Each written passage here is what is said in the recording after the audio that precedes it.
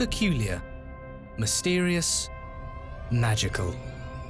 Chameleons are familiar to almost every person on Earth, yet they are found in just a handful of places on the planet.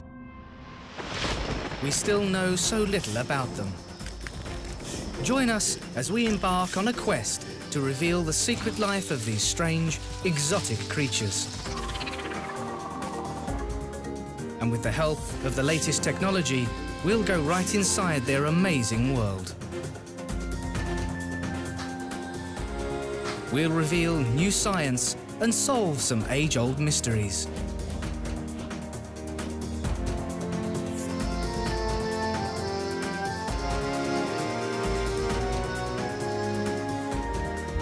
From the island of Madagascar, the forests of East and Southern Africa, to the sand dunes of the Namibian desert.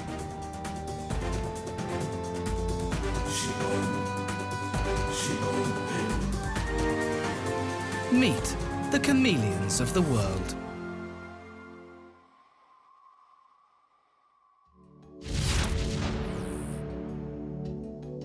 The distribution of chameleons is confined to Africa, the Mediterranean, the Arabian Peninsula, India and Sri Lanka, and also the island of Madagascar. Travel with our two experts as they reveal the amazing world of chameleons. Marius Berger explores the world in search of frogs and reptiles, and he has a specific interest in chameleons. These are the moments that I live for. Anthony Herrell has long been interested in functional morphology and investigates the feeding and movement of chameleons in his lab in Paris. Witness never-been-seen-before X-ray imaging and high-speed photography.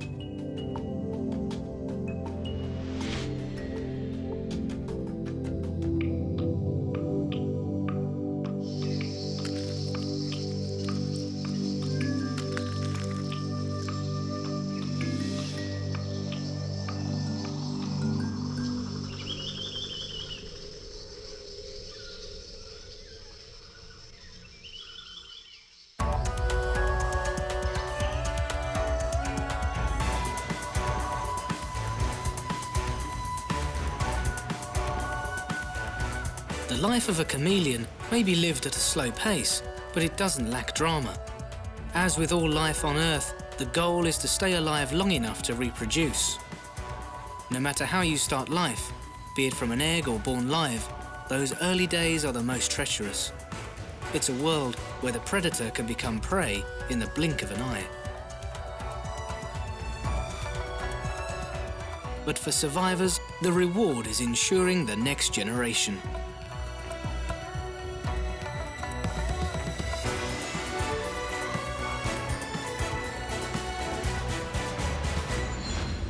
The average life expectancy of a chameleon is about 5 years. However, a recent discovery on the island of Madagascar revealed a most astonishing strategy. But to observe the main participants, your timing must be spot on.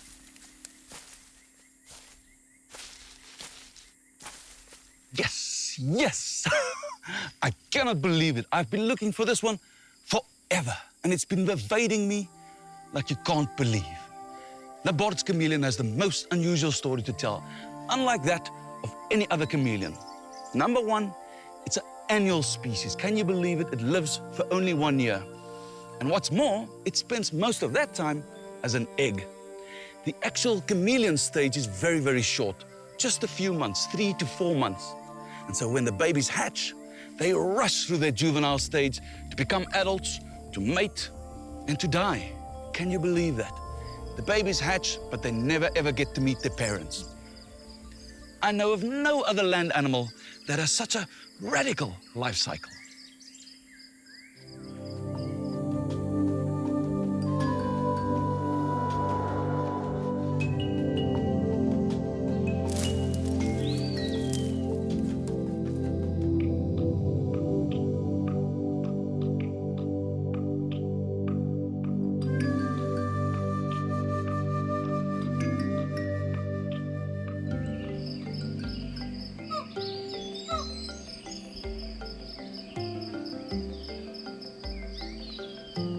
Chameleons usually lay their eggs in a shallow nest below ground, keeping them safe from potential predators. The strategy usually works well, but it's not foolproof. The Madagascar giant hognose snake has an acute sense of smell, and a clutch of chameleon eggs can be detected even if buried a few centimetres deep. The hognose snake, with its shovel-shaped snout, makes quick business of excavating a nest. The eggs are consumed in rapid succession. This is undoubtedly a setback for this specific chameleon, but it's not disastrous for the species. A synchronized egg-laying event lasting about a month or two completely floods the market. The hognose snake cannot find them all.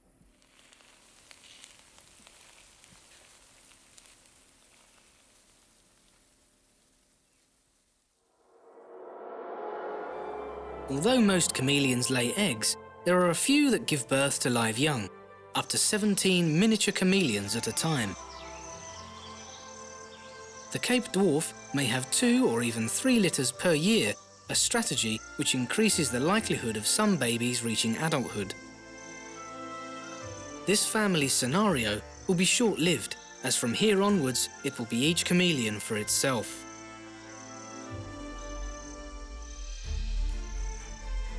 The survival rate is low, as big lizards, snakes and birds all make an easy snack of a juvenile chameleon. Even your own kind are not to be trusted.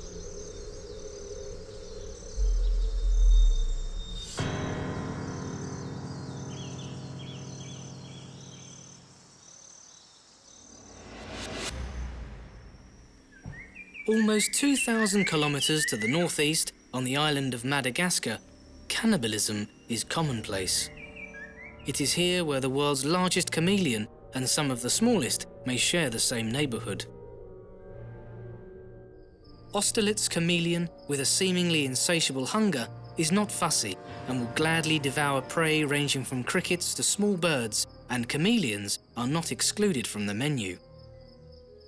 The small horned chameleon is easy pickings for the giants.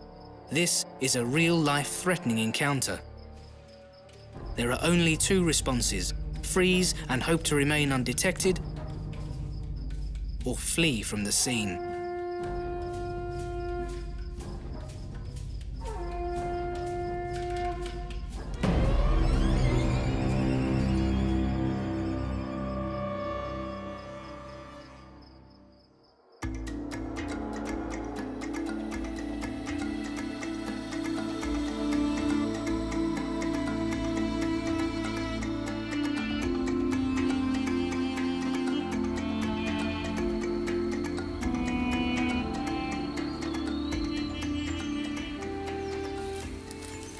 Chameleons are elusive and secretive, and most of them are rather cryptic. Even the most colorful species are so easily missed when you move through the rainforest. East Africa is a mecca for chameleon diversity. It includes the smallest pygmy chameleons that live in a leaf litter and a giant of up to 2 feet long. And then you have chameleons with horns. And I'm searching for the most handsome of these, certainly the icon of East African chameleons, and that is Jackson's ThreeHorn chameleon.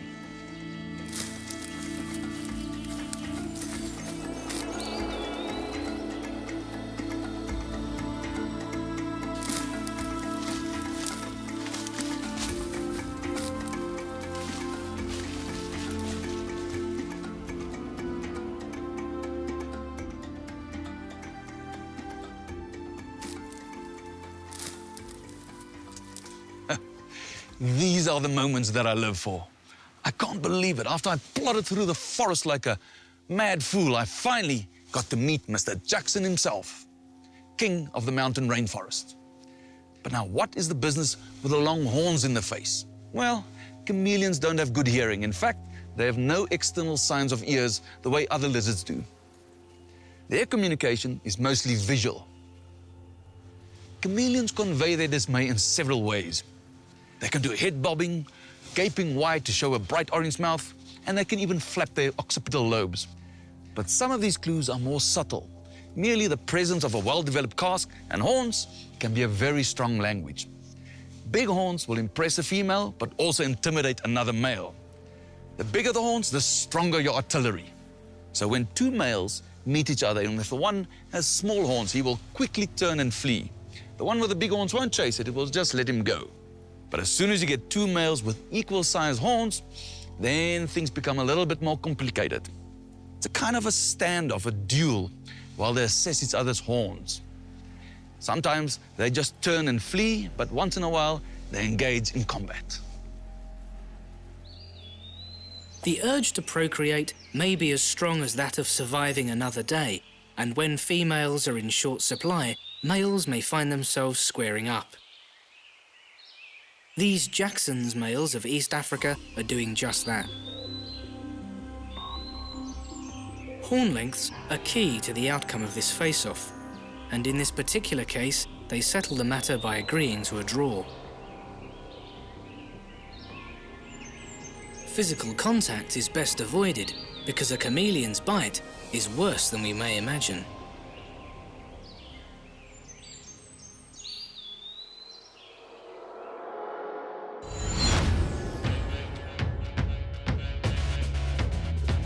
At the Natural History Museum in Paris, Dr. Anthony Herrell has been conducting bite force experiments on chameleons. So this little contraption here in front of me is actually a bite force meter. I use it to measure bite forces, or basically how hard an animal can bite. Bite forces are really important to animals because it allows them to eat bigger prey. So the harder you can bite, the bigger the food you can eat. So let's see how hard this one can bite.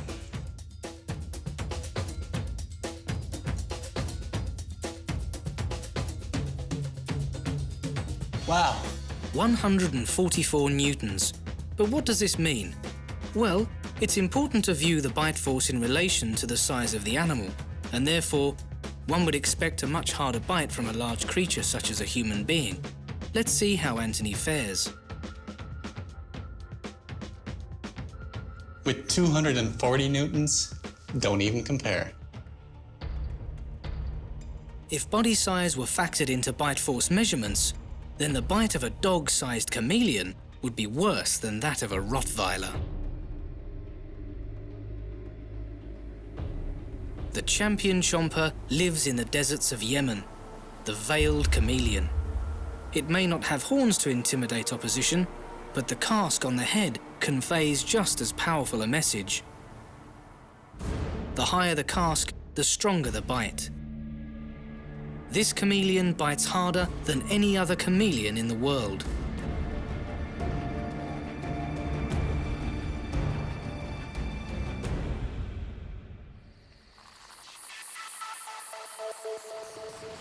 The force of the bite is not only relevant in male-to-male contact, it's also key in feeding. Much of the chameleon's diet consists of hard body invertebrates, and a good strong bite facilitates the chewing of its meal.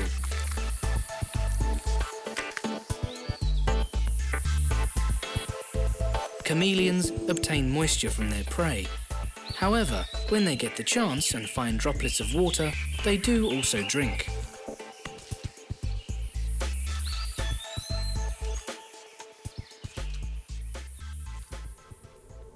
The Namib Desert is the ultimate example of a water-scarce area.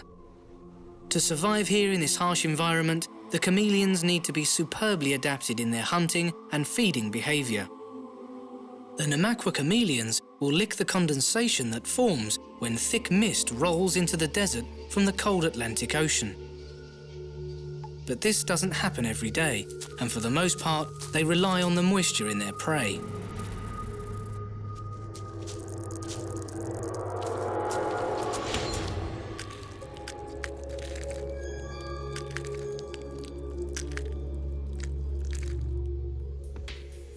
Back in Paris, Anthony is about to debunk the myth that chameleons catch their prey by using their sticky tongues. By using high-speed imagery, Anthony's research demonstrates that this is far from the truth.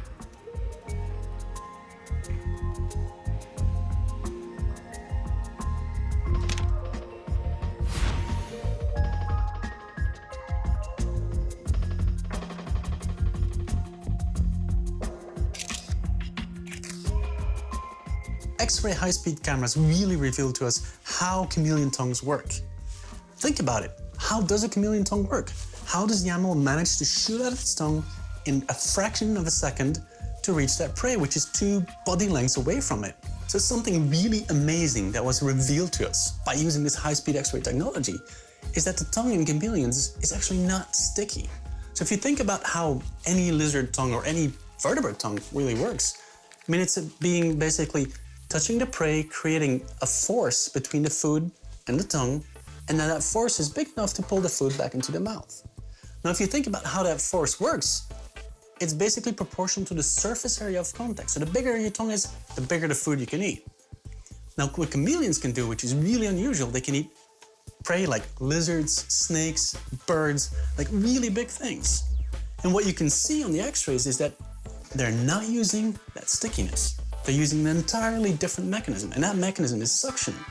And so if you look at the movies and you look at what a tongue is doing on the X-rays, you'll see that as it approaches the prey, it's invaginating, it's creating a hole, it's being placed on top of the head of the food item, and that food item is actually sucked completely inside to the tongue.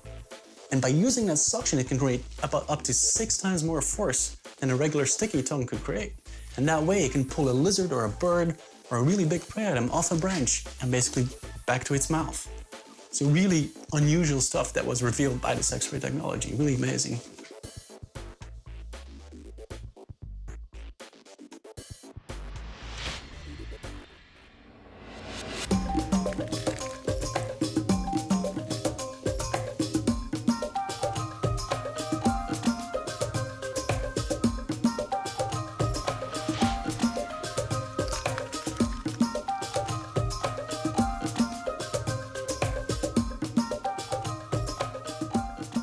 Contrary to popular belief, chameleons do not change colour primarily to blend in with their environment.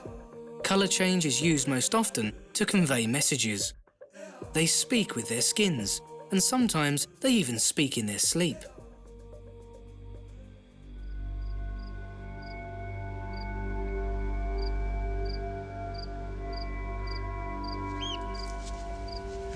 A sleeping chameleon appears white when you shine a light on it. But what is amazing is that even whilst it's still sleeping, it shows emotions. Just the sound of my voice is a disturbance, a perceived threat, and gradually it turns dark, but only on the side of my voice. The other side remains pale, remains relaxed. Look at this. Fascinating.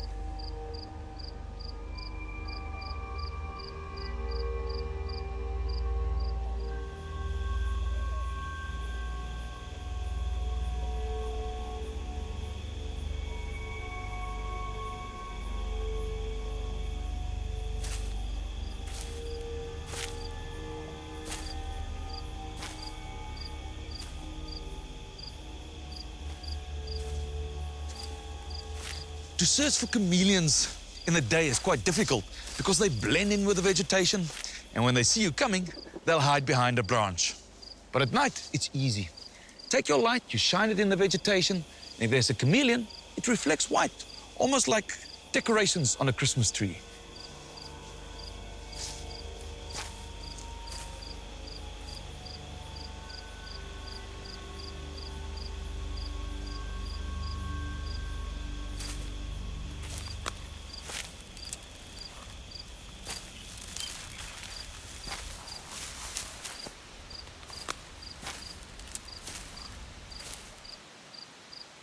Like a sitting duck, so easy to find.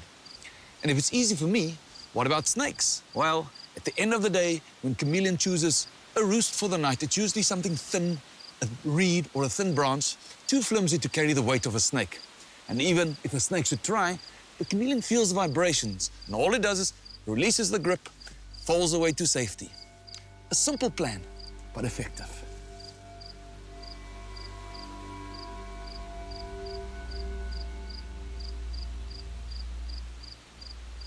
Sleeping on thin branches and falling to safety is the anti-predator solution by night. But the daytime presents even more dangers with plenty of predators, all in search of their chameleon meal.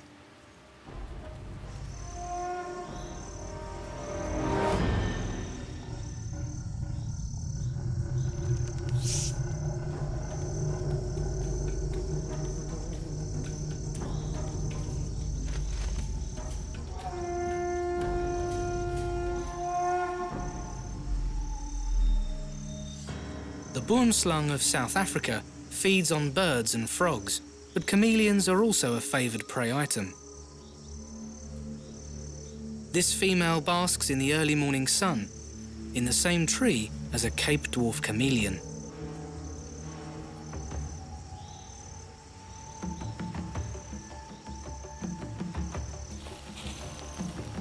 Her cold blood warms and she moves around the tree to find potential food. The revolving eyes of the chameleon immediately detect the danger. The boomslang's fixed gaze somehow misses the potential prey. She moves blissfully unaware of the chameleon right in front of her. Amazing how the chameleon tries to make itself as invisible as possible, clearly very aware of the danger the snake poses and trying to avoid being detected. For the Cape Dwarf, this is too close for comfort.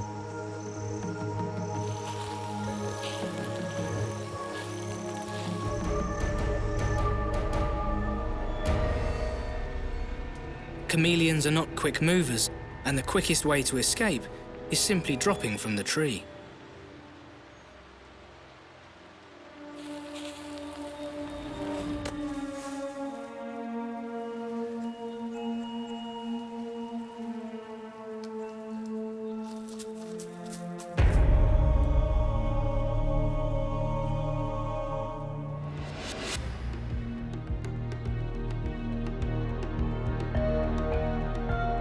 Such is the life of chameleons. Some days end with close calls, others end fatally.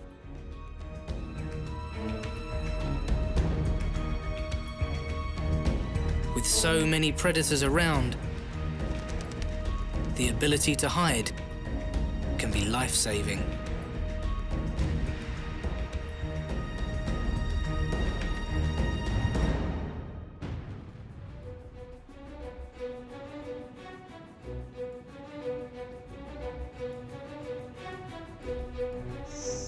The world of chameleons never ceases to amaze. From the largest to the smallest. From high up in the trees, right down to the leafy forest floor. Yes, yes! Masters of camouflage. So really unusual stuff that was revealed by this X-ray technology. Snipers of the undergrowth.